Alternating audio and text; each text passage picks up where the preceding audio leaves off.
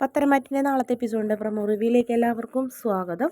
അങ്ങനെ അനാമികയും ജാനകിയും കൂടി മുത്തശ്ശിയോടും പരാതി പറയാൻ പോണ്.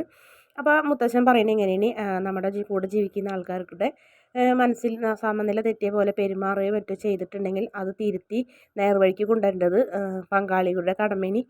മോൾ അങ്ങനെ ചെയ്യുന്നില്ല, പകരം മോൾ അനിയനെയും നന്ദുവിനെയും പറ്റി കുറ്റപ്പെടുത്തിക്കൊണ്ട് നടക്കണമെന്നൊക്കെ പറഞ്ഞ് മുത്തശ്ശൻ പറയുമ്പോൾ പിന്നെ അനാമികയ്ക്ക് ഒന്നും പറയാനുണ്ടാവില്ല. പിന്നീട് അനാമികയോട് പറയുന്നുണ്ട്, 5ാം മാസത്തിലെ ചടങ്ങിന് നന്ദു വരുന്നത് നിനക്ക് ഇഷ്ടമില്ലെങ്കിൽ നീ ഇവിടുന്ന് പൊക്കോ, നീ ആ ഫംഗ്ഷൻ കഴിഞ്ഞിട്ട് വന്നാൽ മതി എന്ന് പറയും.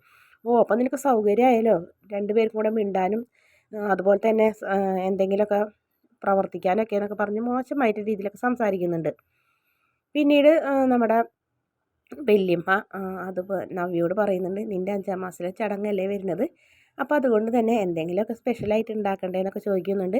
നവ്യയ്ക്ക് ഭയങ്കര അത്ഭുതമാവുന്നു. കാരണം ദേവയാനി വല്യമ്മ തന്നെയാണ്, അമ്മായി തന്നെയാണ് ഇങ്ങനെ പറയുന്നതെന്നൊക്കെ സംശയിക്കുന്നു. പിന്നീട് അമ്മായിയുടെ സ്വഭാവമൊക്കെ നവ്യ നയനനെ വിളിച്ചറിയിക്കുന്നുണ്ട്.